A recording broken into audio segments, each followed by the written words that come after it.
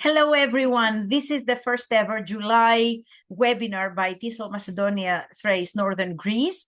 Thank you for joining us. I must say, this is a topic that has been on my mind for a very long time. And I'm sure I'm not the only one. And that's how we are going to start today's session. Just two things that I need you to have in mind so that you're not afraid to interrupt and add, and please use your mics to let me know. The first thing is that this is a topic that necessarily has to do with the context in which one is teaching.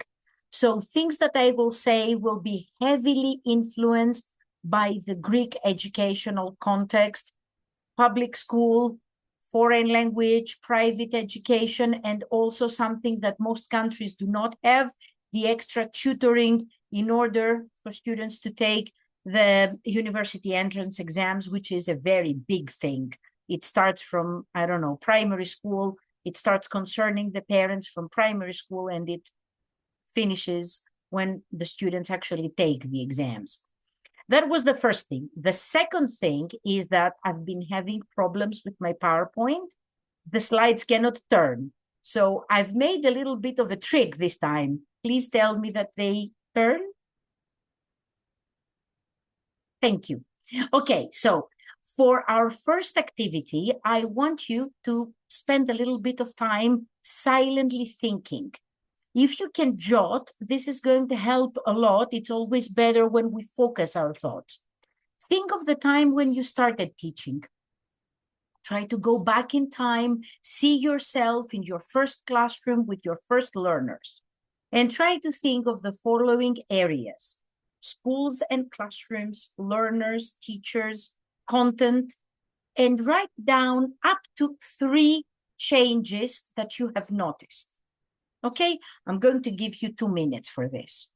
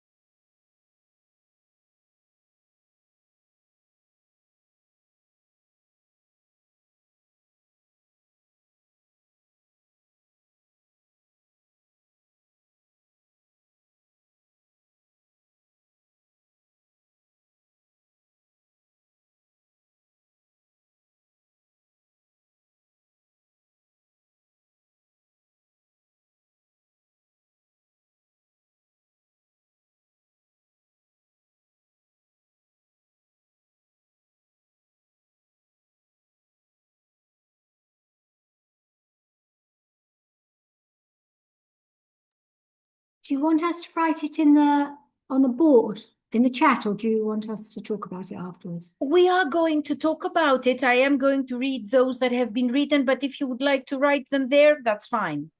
And actually, we can stop the silent work and move on to our second part, which is to share our ideas. So let's start sharing. Any ideas that you may have had? I can see in the chat, let me read what has been put. Janet contributed writing on the blackboard. I remember this with dread. There was no way I could ever get the chalk out of my clothes or my fingernails. The time it took for learners to copy, it still does, but I believe with whiteboards, we have, I mean, some of them flip, so you have two surfaces. And with interactive whiteboards, you can even use a Google Doc, so you can still send it to the learners, though I want them to write things down. Lessons were content and information-based. Teachers as the presenter of knowledge to the students. Yes, a much more prominent place for the teacher. I can see that Yale says phone-dependent for learning and tasks, aversion to Zoom, flipped classroom. Can you clarify a little bit? Are you comparing and contrasting with the present? Yes. Yes, I am. Yeah. So the aversion to Zoom goes to present. You dislike teaching, or have you noticed that your students dislike it? I think it's a little of both. It depends really much on the class sometimes. But since COVID and, the situation we've been in, I think in-person interaction is highly valued. Indeed, indeed. I mean, our much discussed digital natives did not make a good job out of the COVID situation. They could have worked more productively and they didn't. This is going to come up. Of course, it's not my main topic. And you mentioned flipped classroom. How does that compare to the past? The impossibility of that being flipped in the past?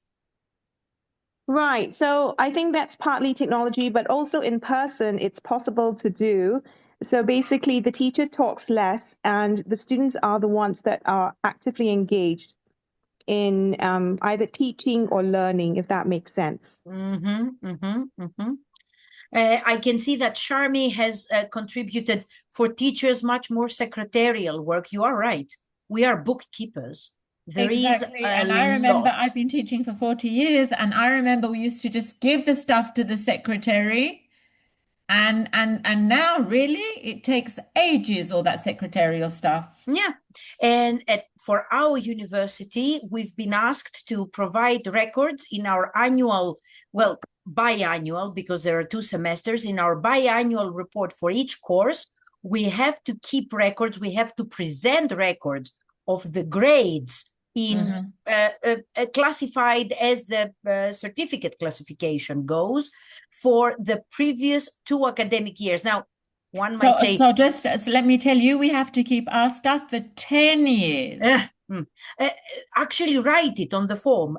I can understand that it's not such hard work when one gets into the habit of doing it, because of course we can access previous records and copy paste. But if you have 4 or 5 units, it's quite a lot of time on top of marking, on top of grading, and on top of chasing all the unfair means that the students use. And Sophia contributed screens, online lessons. So Sophia, I guess in the same vein, you're comparing and contrasting, students creating their own material, having a say on what they want to be taught, which didn't used to be the case. Yes, yes, the changes are that they actually become part of the teaching procedure, whereas in the past, remember, I'm old too, so actually perhaps I'm the oldest here. I've been teaching since 1990, so there was no screen, there were no online lessons, and the change is that the students want to participate in the classroom more in a different way, not just following orders, but creating some of the material too. And Marlene, thank you, Sophia. Marlene contributed for more communicative tasks, far more communicative tasks, more speaking, more interaction.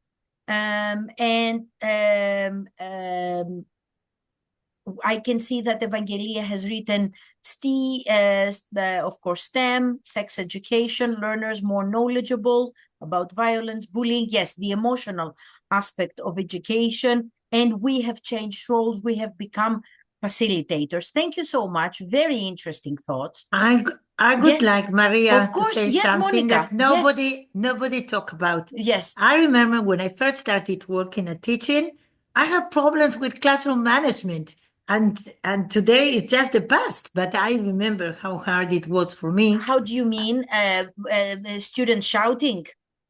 No, first of all, I came to Israel 35 years ago, and the first time I entered a classroom, I had to, my lack of L1 of Hebrew, it was a barrier for me. So sometimes I have problems with classroom management.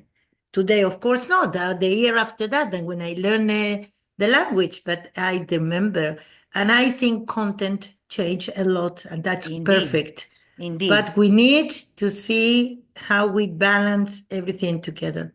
I totally agree with you. In fact, I think that the larger the audience, the less time we have at our disposal to learn the names of all the learners.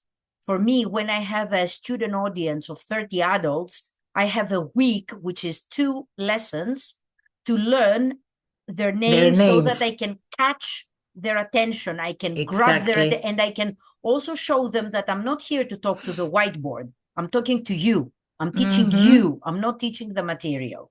Exactly. The next slide has been created with the help of OpenAI, and I must say that the citation is also created by OpenAI. So I asked ChatGPT how learning is changing, and ChatGPT replied, beautiful answers. As I was taking notes, I noticed that the last question was, would you like me to create a graph? And I said, yes, why not? So as you may have noticed, I have not presented an overview, shame on me. The reason is this. This functions as the summary and the overview of what we are going to be talking. So these are some of the changes that we can see in learning. First of all, it is not time-bound anymore. This means that we have more time at our disposal. When I was little, I wanted to become a pediatrician. And of course, my parents encouraged it. It was a very good dream that fit my family. It fitted my, status as a good student, pediatrician, unlike my next dream, which was to become an actress, that was shut down immediately. So my mom used to say, think about it very hard before you make the decision to become a doctor. Doctors have to study their entire life. And now everybody has to study their entire life. But the thing is, if we are going to look at learning as a lifelong process, as teachers, we need to include learning to learn strategies. We need to make learners understand how the brain learns, how they, as specific people, learn, and how they can aid their learning. This idea that we all learn the same way, that if you're a good student, you don't need methods, and any student can learn with any teacher, and yes, it's oh so easy and all that, it doesn't cut it. It doesn't work like that. The second part is that we have moved from the chalkboard to the digital screen, and of course to blended learning. But this needs to puzzle us. The idea that we have students who are homogeneously predisposed and agile to use digital technologies, well, yes, when it's for gaming and streaming and binge watching, but the moment learning gets in the way, I don't think this generation has discovered the potency of digital education. They are still thinking in what can we get technology to do for us so that we don't have to do it ourselves. And this is the wrong way of doing. I've already mentioned that my experience with students, and I mean tertiary level students, I will say that my secondary level students, private students, as well as frontisterio, my private language students, they did as best as they could. But then again, their parents were paying. So of course they did what they could. My tertiary level students who were more autonomous, of course they had fee-paying parents, but they attended lessons from under their duvet. And this is not the most conducive way to attend a lecture. The next change is that learning has become, it's been moving towards social constructivism more and more. So networked learning, learning that is based on pair work, on group work, on sharing, is becoming the norm. But this is a paradox. Teamwork is a prerequisite, but it is also something that we need to teach. Pair work that has not been taught, pair work that has not been presented as a notion to the learners, might be just noise, just time wasted, without structure, without learning outcomes. That's not what we want. We just don't want students talking 19 to the dozen. We want them to deliver content at the end of those 2 minutes. Our next change is the content and the fact that we are moving from transmitting information to actually teaching competencies, skills. This means that we need to pay greater attention on the famed 4 C's. Now, the last one is that we are moving from the local context to the global context. And here we need to think. We need greater international cooperation. We need greater thinking. Hello, Hara, how are you? We need greater thinking along the lines of not how we do it here, but how can we cooperate it to do it in the same way to the extent that we can across continents, and which lessons, which best practices we can study and adapt for our learning environment. I don't mean uproot and replant, because this has been tried time and again in the Greek educational system since the 19th century. It has never worked out. So these are my basic ways of working. Now, I think those changes are positive changes. I'm now going to move into some negative changes, and these will be, in a way, also part of what we will be discussing, the puzzlement that comes. The puzzlement and the discussion that we are going to have.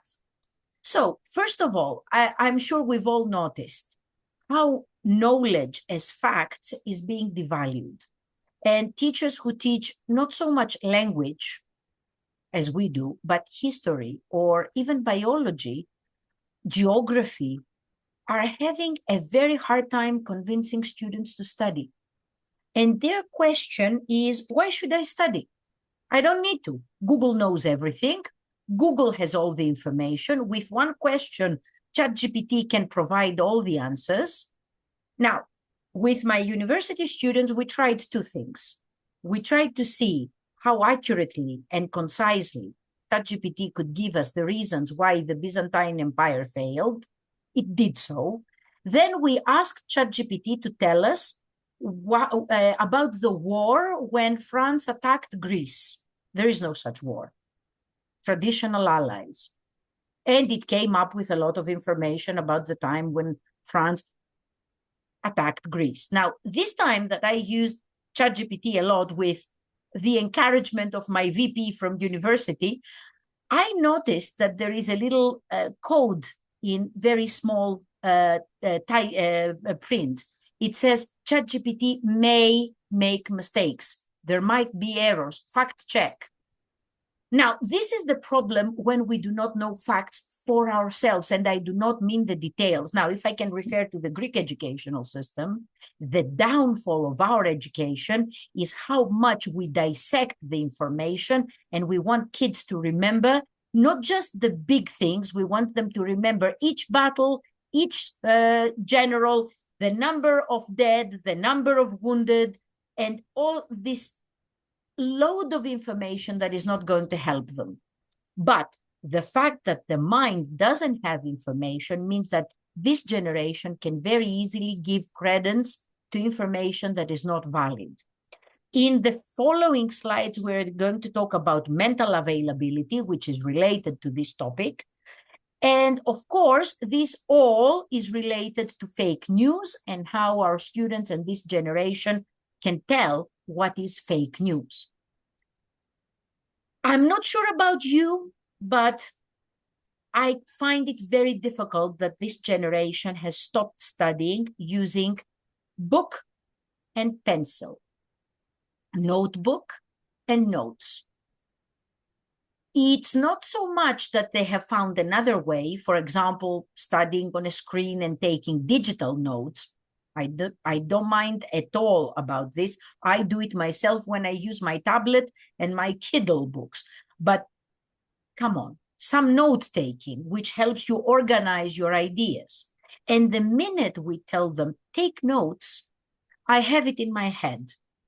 So the structured, let's say, attempt to take notes gradually disappears. Why?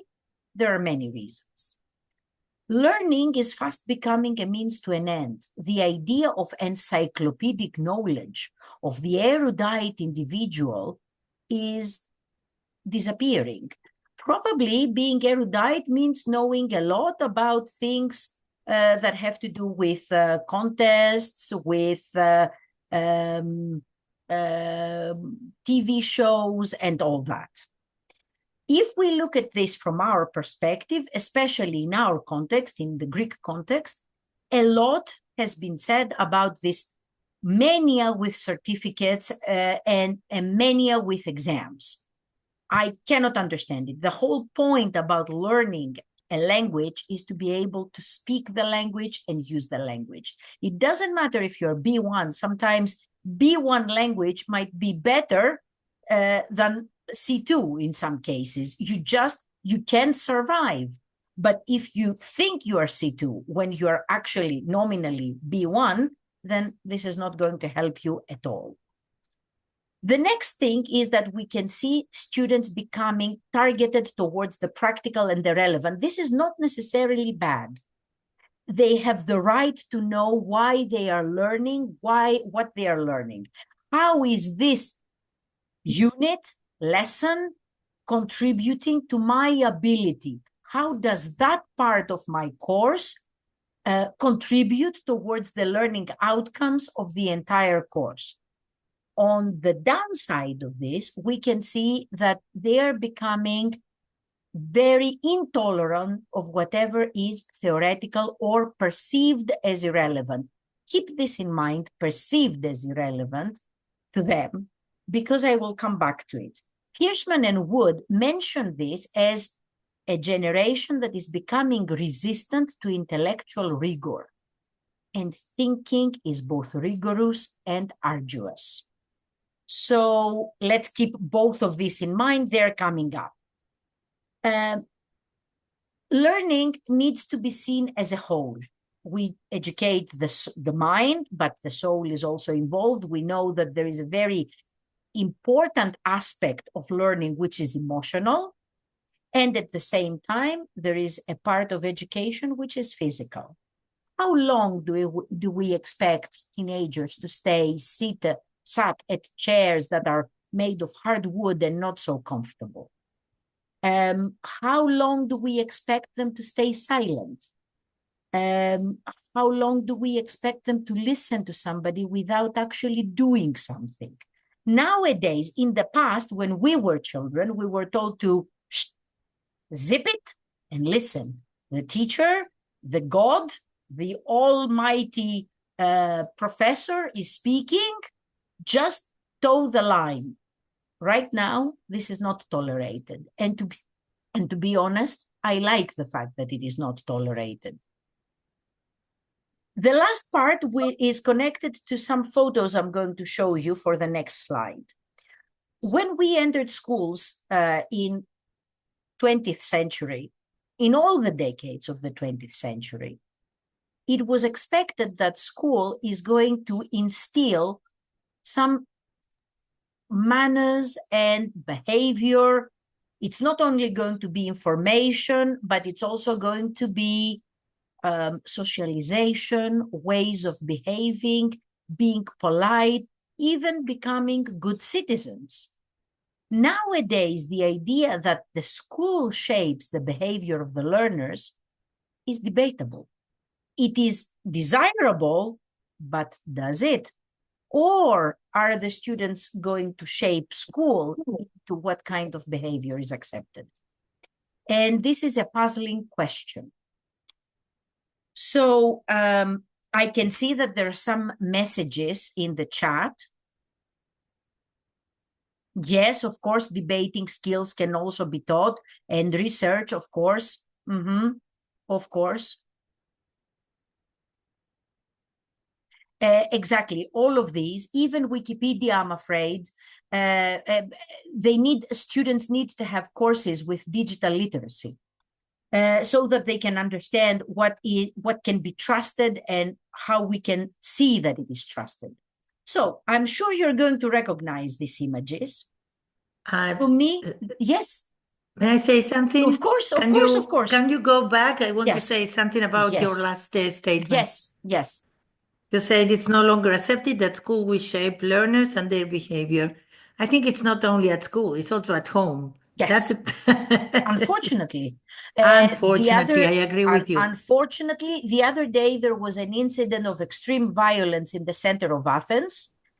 Two young people who were going to a nightclub beat up one of the public servants who was collecting the rubbish to put them in the big truck that collects the rubbish. I happened to have the television on the following day, and I heard the father of one of the culprits, who was still at loose, he had not been arrested, and he kept saying, I've got a beautiful son, he's a handsome boy, you cannot send him to prison, he's going to suffer there, he's a bit, he's got a bit of a temper, but young people, hot-headed, nothing much, just a good boy, you know how good my boy, no, your boy is not good. He beat up an honest working man who did nothing wrong to him, who just asked him to wait for 5-7 minutes. Where is this violence coming from? I cannot explain it, and it does puzzle me. It also puzzles me that schools 20 years into bullying incidents, and it's not just 20 years. I was bullied at school. I'm sure many of us have experienced bullying, but that was mild bullying. It was not life-threatening bullying. It was not the kind of bullying that leads to the hospital or to a psychologist or to whatever. Now, why can't schools find ways to cope with it? Not just cope with it, eradicate it. Why are we still punishing the victims and not helping the culprits? Why not help the bullies? Because they are also in need of help, find some better future. It's because of what Monica said. It needs to come from home as well, and it doesn't. Of course, of course, of course. And we have one more message. Let me... Yeah. Unfortunately, right now, the parents are so busy. They lead double and triple lives. So going back to the main topic, changes in learners' behavior in class. This is what I call the digital trap. As a 21st century teacher, okay, I started teaching in the 20th century, just 2 years after Sophia said she started. I started in 1992. I do consider myself a teacher who likes and embraces technology. I like using technology in class. I encourage my students to have technology around them. I use Google Classroom. I use Google Folders, Google Drives. I use dictionaries that are online. I show videos, use games. But this is what bugs me. We need the phone as a tool, and the students have absolutely no limit and no way of understanding where the tool finishes and fun starts. And the phone on their desk keeps creating issues. Indeed, Marlene, I totally agree. Kindergarten is, I heard, I'm not sure if you know the Eleni Glikadziarveler, a Greek-French a specialist on Byzantine history and culture, who used to be the president of a number of French universities. She said, she quoted a writer who said that the best university I ever attended was kindergarten. And the things we learned at kindergarten are priceless. But I'm afraid it's turning into baby parking, unfortunately. So this is the digital trap. We cannot move on. We cannot get students to focus on one activity, focus on one screen. They keep screen sharing, the big screen next to the teacher, the small screen on their phone. And it's not always that they look at the material which they're going to use. Now, as I said before, classrooms are not always comfortable. Why on earth do my students decide to make learning even more uncomfortable? They sit on their legs. They sit with their legs behind them. I do not know how they do that. They might be sitting like they are in a coffee shop. They come to school and especially to university with some very small, tiny bags. My male students might not even have a bag. They have nothing. If I ask them to take out a piece of paper because I want to collect the answers, they need me to provide the paper. There is no pen to be seen, although I tell them that I need them to take notes. And when I make a comment because they are chatting, they say, we didn't do anything. We're whispering. What's your problem? And that, of course, would have been unacceptable. What is this thing with split hands? My students have long hair and they keep looking at it like this while I'm teaching.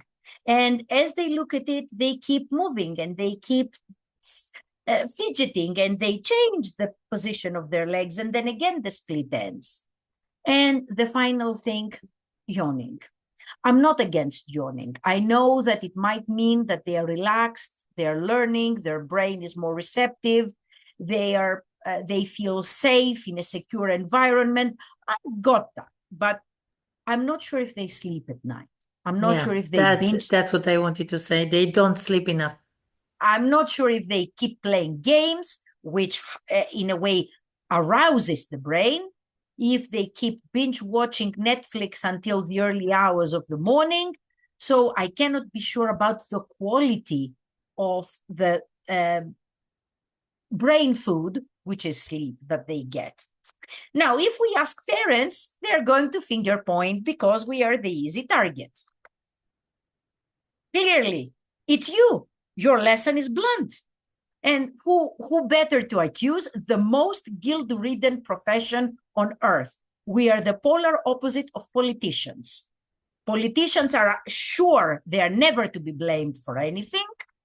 Teachers are, everything is our fault. So let's define interesting.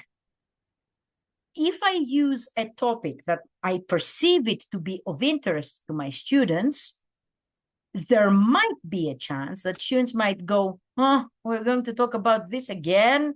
Oh, but it's, reality shows, you like them, or it's about online dating. That's something you talk about, or it's Instagram and influencers. Oh, miss, the moment it becomes a lesson, let's define interesting. Is it still interesting? And as a guilt-ridden professional myself, I have to check, is it the teacher's fault? Well, my answer is going to be very fast. Nope, it's not our fault. The first thing is that right now learners experience a first time in the history of humanity discrepancy between what schools teach and what the job market requires. I'm going to quote Hirschman and Wood, who have used this beautiful word, the future is unknowable. But of course, Ken Robinson mentioned it in his beautiful TED Talk, Changing the Educational Paradigm. It's the fact that we have no idea what the economy is going to be like in a year from now, in 2 years from now. We keep talking about the prices of energy because with so many wars around, the energy changes every single month. So how can we know? And also, just a few short years, we were told that automation is not going to take the jobs that require critical thinking skills. It is going to be to replace those workers that do the very tedious, boring things. Why waste a human to put the bolts on a car if an AI tool, a robotic arm can do this? But now, Gates is telling us that in 10 years from now, I think he mentioned 2035, doctors and teachers will not be necessary. And I replied, Gates will not be necessary by 2035. I'm sorry to say, I cannot imagine that a robot is going to fix me. And I cannot imagine that children in the next century are going to be taught by robots, who are not going to be assistants, but the teacher. At any rate, the future is unknowable, and there is little applicability. Now, if I talk about the Greek educational system, we need to take a good look at what we teach, the content, the relevance. There is a great big focus on things that might require to be, might need to be rethought. But I'm sure that international educational systems have things that need to be chucked out, to be short and sweet. The problem, another problem, is that we haven't yet identified which skills we need to cultivate. But how can we identify the skills when we do not know the jobs? They still tell us that now that AI is going to take a lot of human jobs, other jobs are going to be created. Well, which jobs are these? How can we make plans based on this? How can we create curricula for these and schools for these and prepare schools for these? We are going through a knowledge economy generation. This means that this generation uses knowledge as a way to create wealth versus past decades when labor-intensive economies required people to work with their hands and make money. This is going into the past. Labor-intensive is going into the past. Knowledge is becoming very central in the way we make our money. And our human capital requires a lot of education, continuous upskilling, continuously creating new needs for training. They need problem-solving tasks. And we need to align our policies because we have population which is mobile, not just political issues, not just due to political issues, but because of education, because of communication, because of the fact that nowadays it is very easy to up and go and live in another country. The last thing is that we need to study how effective the learning outcomes are. Have we actually managed to deliver good education? And the question is easy. How are we going to do this? There are many exams. Once again, this has been designed with the help of ChatGPT. I'm going to go through this quite easily, quite quickly. The first one is measuring educational attainment. That's the percentage of graduates from secondary and tertiary education who work in who have joined the job market. The idea is that higher level of education equals higher productivity. We all know the PISA, the Program for International Student Attainment, which studies literacy.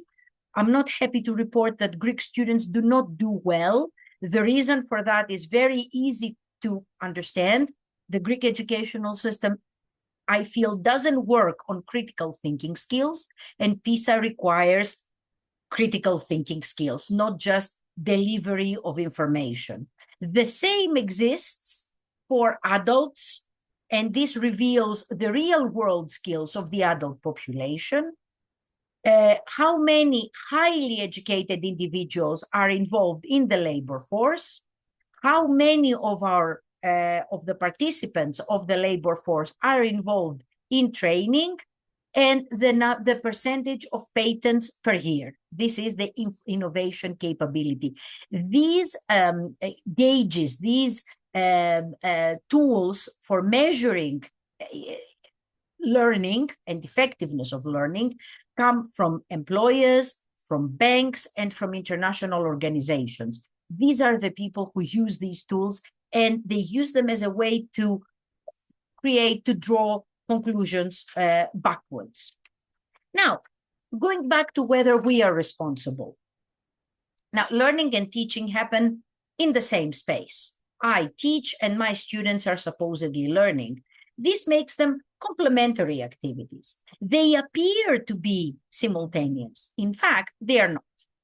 It is a very big lie to believe that there is full frontal learning across a class. The whole class is lockstep going. Maria presents and the class learns. Why? Because we have different learning styles, different learning modes, different learning biographies, different prior knowledge. Everything is personal and individualized, which means that we cannot synchronize our learning. That doesn't make me an ineffective teacher. If I could measure my students, some of them would be learning at 60%, some of them at 45%, some of them at 80%, and this will be augmented by their studying at home. Some of them will study less at home and balance, even out, because they worked harder in class. Some others who perhaps worked hard in class and didn't pick that much while I was teaching will make up for this by studying at home. Some others will ask questions in the next lesson, and the questions will be the springboard for more learning. My learning is not a determinant of how well my students are going to learn. Needless to say, I need to be an expert. I need to know what I'm teaching my students. If I have gaps in my own grammar, if I do not understand the reading text I'm teaching, I had better not teach it. If I don't understand why 99 is true and 95 is false, I had better sit down and figure it out before I get into class. If I have unknown words in the text and I cannot sufficiently explain them to the students, that's my issue. But my own learning and the fact that I am knowledgeable doesn't mean that my students are going to become knowledgeable. In fact, if the teacher is too much of an expert, and this goes up to tertiary level, specialized professors in specific units, that might make it even harder. And I'm sure that we all had a professor of linguistics, pragmatics, semantics, psychology, something theoretical, who spoke so fast, who presented so much and so complicated notions so quickly, because he or she could not see things from the aspect of the novice. This is something we leave behind us. We forget it. So obviously I need, and this is the good thing, being a non-native speaker and teaching the language that we also learned, we can see what caused problems for us. And if we're teaching students who have the same L1, this helps. So all of this is a good backdrop, but my own learning, my own language is not a determinant of how well my students are going to learn. At any rate, it's not about learning, because we do learn. Greek students are very hardworking. They're always learning things by heart, pages and pages and pages. But the whole point is about effective learning, and this is not effective learning. So what is effective learning? Effective learning, first of all, is connected with thinking. Go back to what we said, our little ChatGPT summary. Thinking is within our capacity. But as Willingham pointed out many decades ago and has been revamped by Hattie in the last decades, the brain doesn't like thinking. The brain is not as hardworking as we might think. Why does the brain not like thinking? Well, first of all, it is tiring. There are many reasons why thinking might become harder. When there is cognitive load. Cognitive load can be created because we give too much to our brain to think and process. There might be too many variables. Things might be too complicated. Notions might be elusive. There might be too much material, like a very long reading text. It depends on the time of the day. We might be tired. We may have unknown vocabulary. I'm just presenting a number of variables. Plus, this affects the quality of thinking. Plus, in order to think, the mind needs to have the appropriate information on hand. I used the term from this before. That's mental availability. So why do we need some information? The brain becomes curious when the brain sees A and asks a question that is going to lead to B.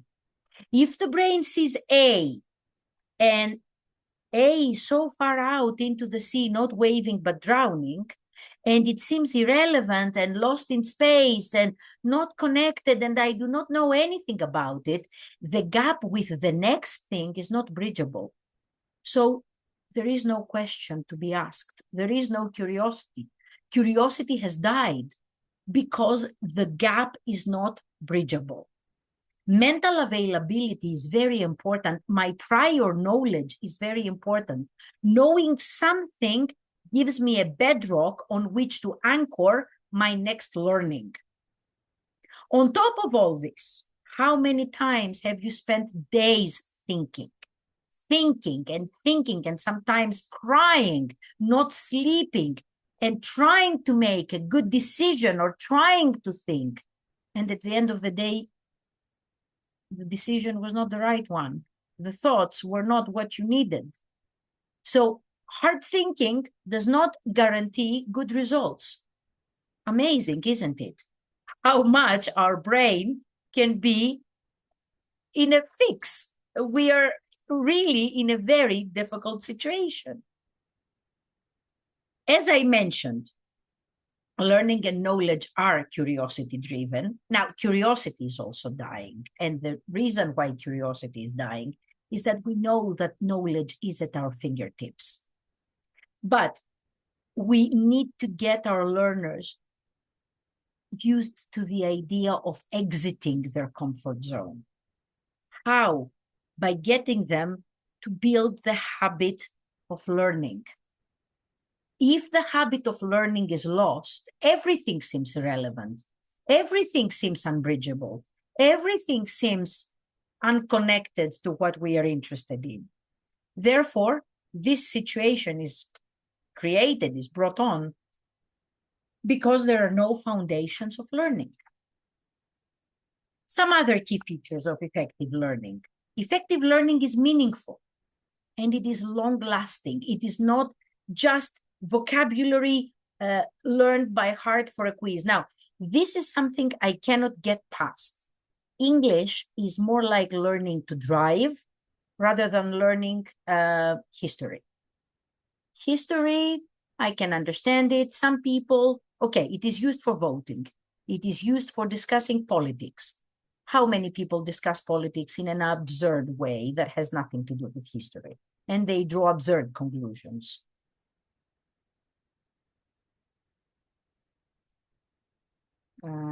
Okay, give me one tiny second. Okay, everything is good. There is a fire alert and it scared me. Unfortunately, we've got quite a few of them. So it's our the fact that English is fast turning into a lesson, literally a lesson that can be memorized, saddens me. I give my students so many tools, some of which I let them, I allow them, I design activities so that we can co-discover ways of effectively organize vocabulary. They do not use them. They fall back to the previous strategy, which is not a strategy, is getting the glossary, handout, whatever, and learning vocabulary in a rote learning way.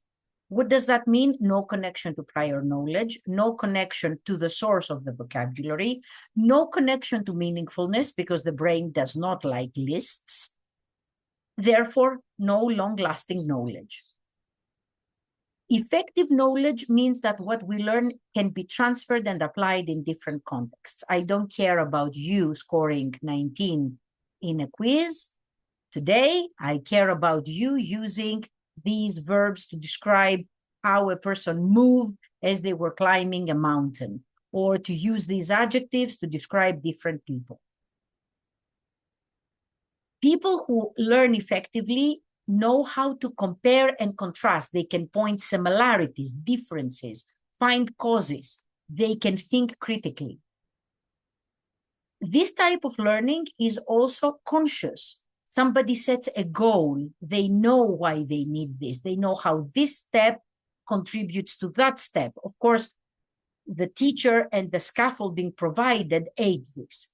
So in a way, effective learning requires agency on the part of the learners. As long as I have the as long as I am the star in my students studying, it is more my teaching, less their studying. Therefore, their studying is not, their learning is not effective. It is related to feedback and reflection. So feedback might be provided. Who studies it? The perennial problem. It is collaborative and integrative. Now, we can see that right now, learning is moving towards social constructivism.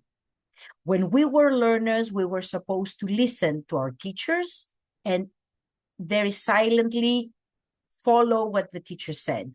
I was not a happy puppy when that was the situation.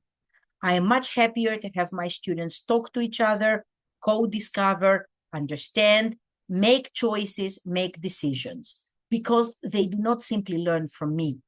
They interact with me, they interact with the material, they interact with the other learners, and they learn through each other's mistake.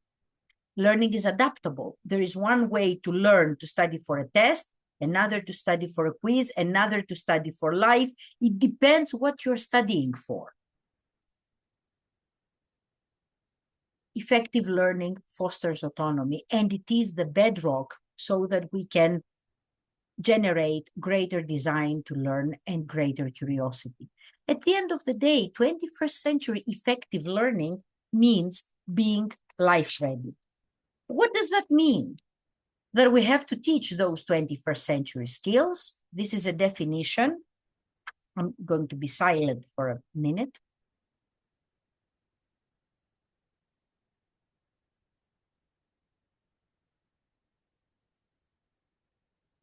As you may have noticed, I have underlined knowledge. The reason is because the title of my session is about how learning has changed. But look, knowledge is just one fraction of what we have to deliver. Life skills, career skills, habits, traits, all of these are not provided. There are other things that surpass what we provide. So what do we have to provide? All of this. Let me guide you through it. So these are the different things we have to teach.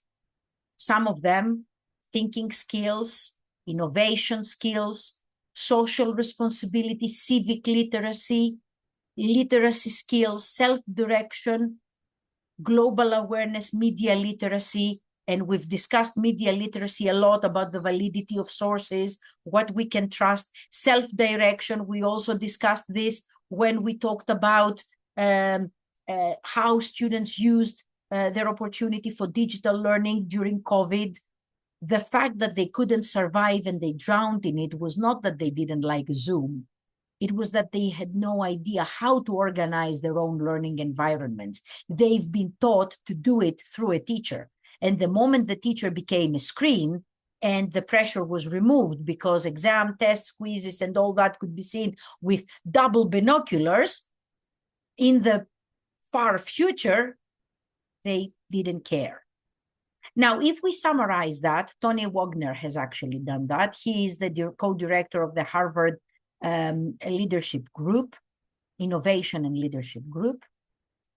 He summarized them in 7 parts: critical thinking and problem solving, collaboration and literacy, leadership, agility and adaptability, initiative and entrepreneurship, effective and written communication, not just oral communication, assessing and analyzing information, curiosity and imagination. I understand if you tell me how on earth are we going to teach 7, it's not how we're going to teach it, it's how we're going to embed it and integrate it. And we have a great tool.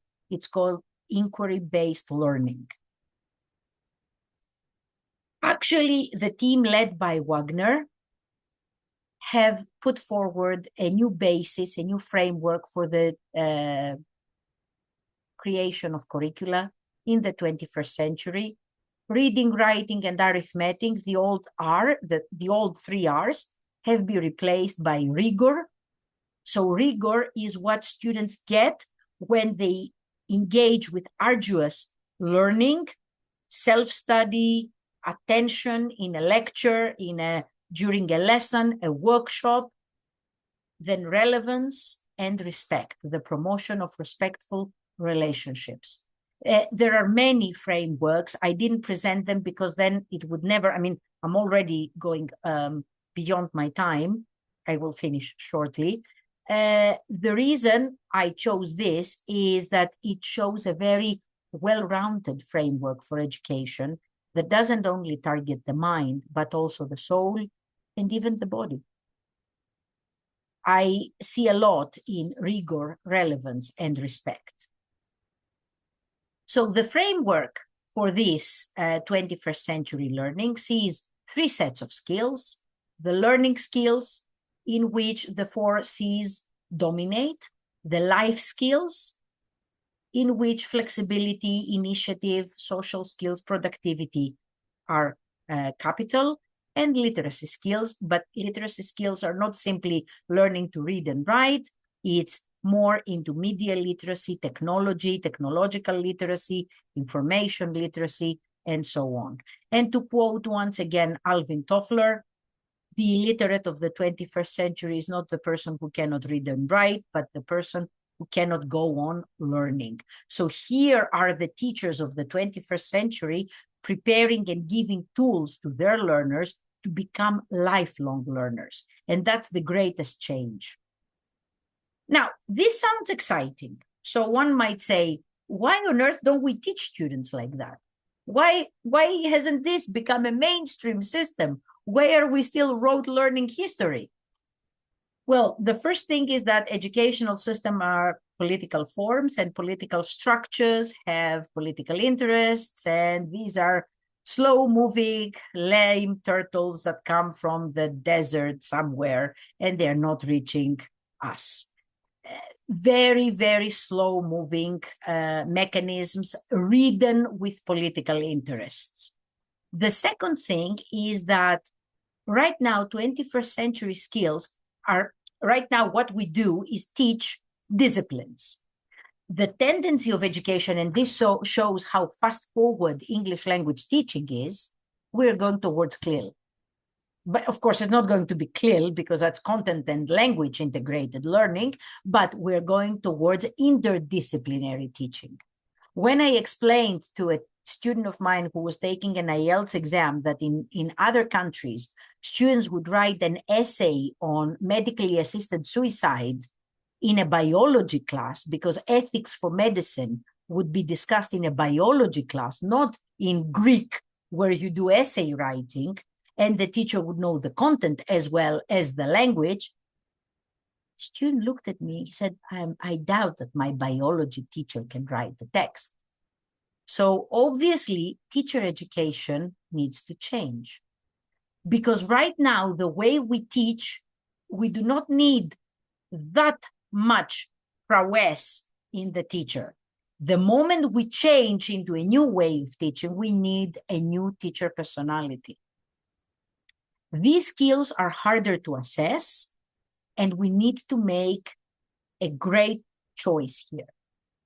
Do we want students to learn information or build skills? If we are building skills, we do not need to present information.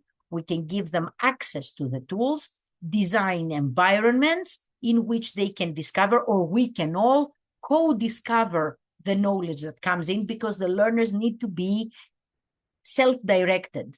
They need to create self-organized, self-directed learning environments. It needs to be their learning, not my teaching. I'm there as a facilitator. So some tips: make it relevant. What does that mean? We need to avoid, as much as we can, rote learning and fragmentation. An example of fragmentation: we teach tenses. How are these tenses connected? How are tenses connected with other grammatical elements? How do we use these in language? Language is not a put the verbs in brackets in the correct tense. That's just a facilitating practice task that is unrealistic. It is simply used as a task that removes the hardship of context to provide room for practice. Our teaching should not be confined to this. If we teach lessons that focus on learning by heart and doing gut-feeling tasks, there is no long-lasting effective learning. We need to work on metacognitive skills, get the students to think. To do that, we need to get them to learn in an inquiry-based way. What do I know? What do I want to learn? And what have I learned? How well have I learned it? Do I have any questions about this?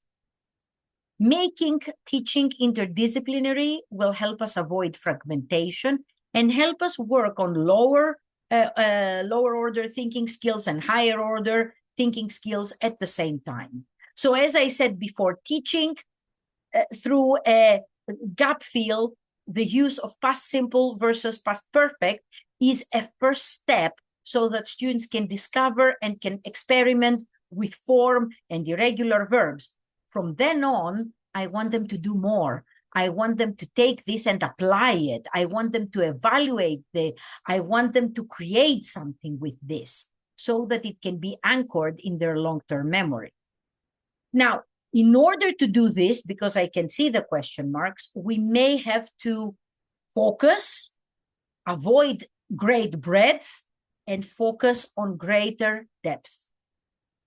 I used my favorite example of history. The way we teach history and we want to teach every little detail of a historical period, let's teach fewer details, but let's get students to understand the concept of understanding history. Let's get them to research history and engage with it. And if we plant the seed of curiosity in their souls, they will keep learning history. Teach them how to understand their personal learning and make learning conscious. Make it visible. What do you know about this? How do you know it? What puzzles you about this? Questions are a very potent tool. Get them used to examining how they think and make it social so that they can interact with all participants of learning. And as I mentioned, teamwork is this essential paradox. It's an outcome of learning, but at the same time, a condition for it. We want teamwork that is not seen as, oh, kids' time to fool around, time to waste time. We want results out of those minutes. And in a way, we want classroom time to be used for things that cannot be done at home. Keep that in mind. It's coming up when we talk about exploiting technology. In 2007, Prensky, and we were happy enough to see Prensky at the Naya TEFL session, he coined the term digital natives. Now, this implies that we have a generation of people who are homogeneously predisposed towards digital literacies. Unfortunately, this is not the case. There are many parts of the world where 14-year-olds do not have access to the internet 24 hours a day. They do not have multitasking skills. Their brains have not been wired differently, and they do not think and process information differently because of the different ways in which they have been conditioned. So what we need to think of is not our young people as digital natives, but of how we can use technology to blend learning and create environments where learning can be revisited. Blending learning or flipping the classroom has a lot of potential. As I said before, using the classroom for the teacher to present might be a waste of time, but giving students a presentation, a short one to watch at home as many times as they need, or a reading text to read at home as many times as they need, might bear fruit, because in class we can do the pair work, the group work, the individual presentations, the joint presentations, the research projects that might be harder at home. We tend to give the easy things to be done in class and the harder ones to be done at home. Why? Students are not directed when they are at home. They need this direction, they need this facilitation. In order to do that, we need to foster creativity, use projects, and include student work as best as we can. Some immediate changes teacher education needs to change. Can you just quickly go back to the other one? I of just want course. to take a picture. Just for a sec. I can always send you the presentation. Okay, it's okay. Just Thank you. let me know if you need it. Okay, thank and you. send me your email. So the consequent changes, teacher education, the assessment methods, the schools as classrooms. Personally, I feel that all those desks in rows and the wooden furniture not useful anymore, is not useful anymore. We need to think more of the global perspective of education. And this is an idea that was presented in the early 20th century by a Greek educational expert, Alexandros Delmousos. He said that if we are to make a change at university, we need to see at tertiary level how this impacts secondary level, primary level, and even kindergarten.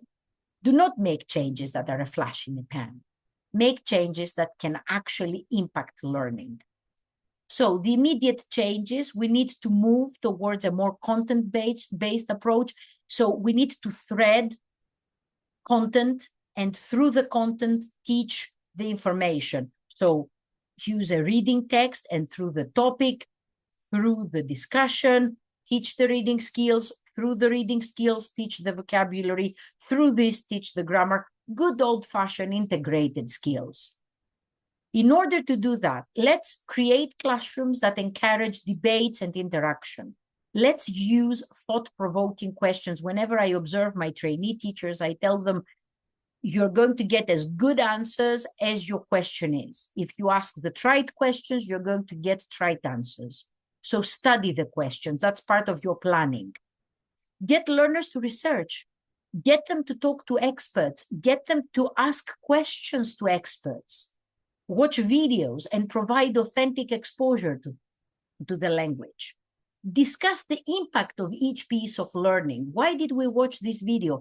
Why do we watch TED Talks? What do they do for us? How can they help our learning? Let's teach less so that we can teach more.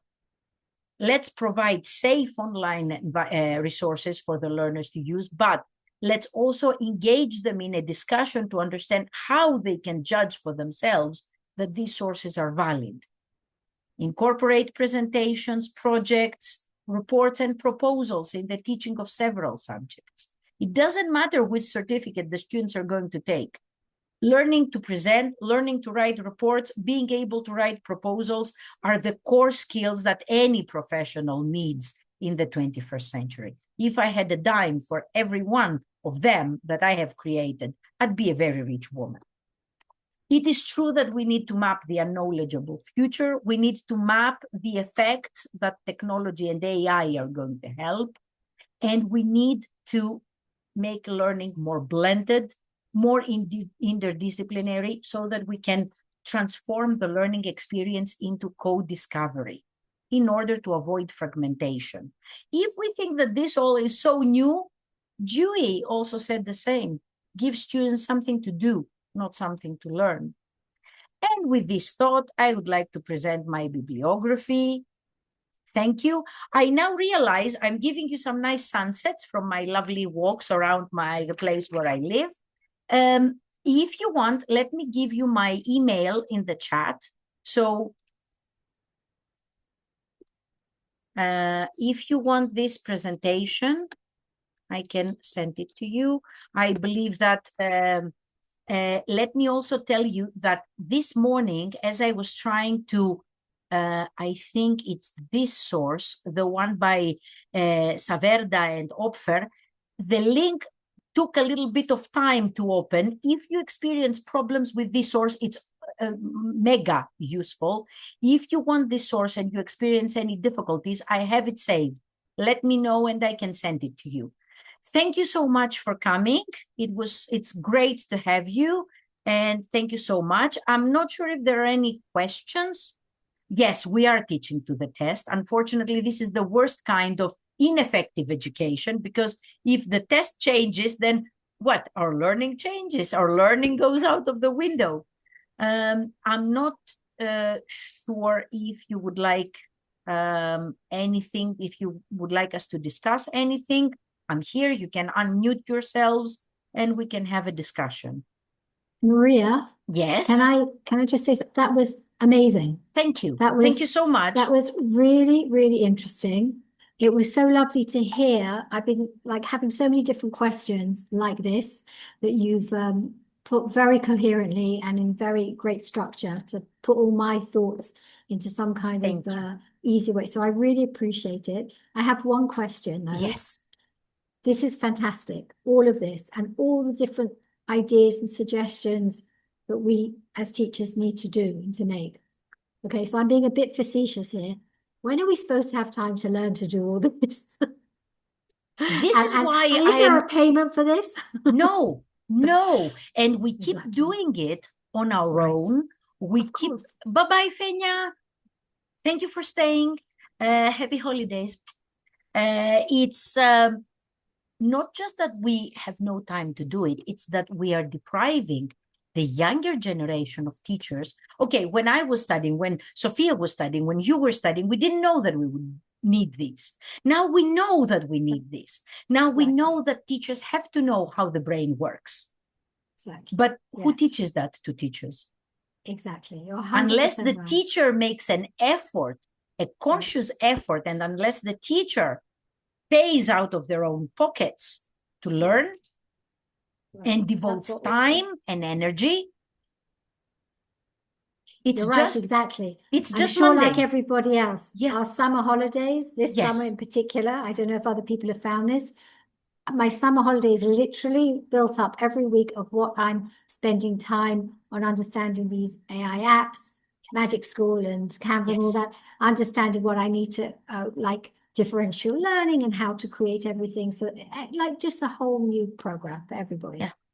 And in the And create meantime, my it's own always skill, the practice teacher's my own fault. skills. Yes, of course. Yeah. Of course. Absolutely. Your question was Thank not you fastidious at so all. much. Thank you. Okay. And thank you for coming. Any No, other loved questions? it. Thank you, Faye. No, I Yes, want to Monica? add something that Yes. the changes that I think that people don't need to wait only for us to change. This is something more is wide. It's like all of us need to get into that. The system, the ministry, the schools, everything. It's not only up to us. We can't do everything by No. ourselves. No, we definitely cannot do it. And you know, for us working in private education, there are still parents. I mean, I'm lucky enough not to be teaching under such a regime, but I'm sure some of my colleagues are. The minute they go out of the course book, they may be in trouble and they might be told, how does that? Your students are taking the Michigan exam. Why are you teaching this? That's Cambridge. That's language. That's not Cambridge. That's language. Language transcends this. We're not teaching just a certificate, but it's a change of concepts and a change of Exactly. mentality and mindset. So thank Thank you very you. much for being you a lot. here. See you next month with dear Effie and Evita, who will be presenting. Thank you so Thank much you for so accepting much. our Thank you. invitation. Have a Bye. lovely July. Bye, Jackie. See you in August. Bye-bye. Bye. Bye. Bye.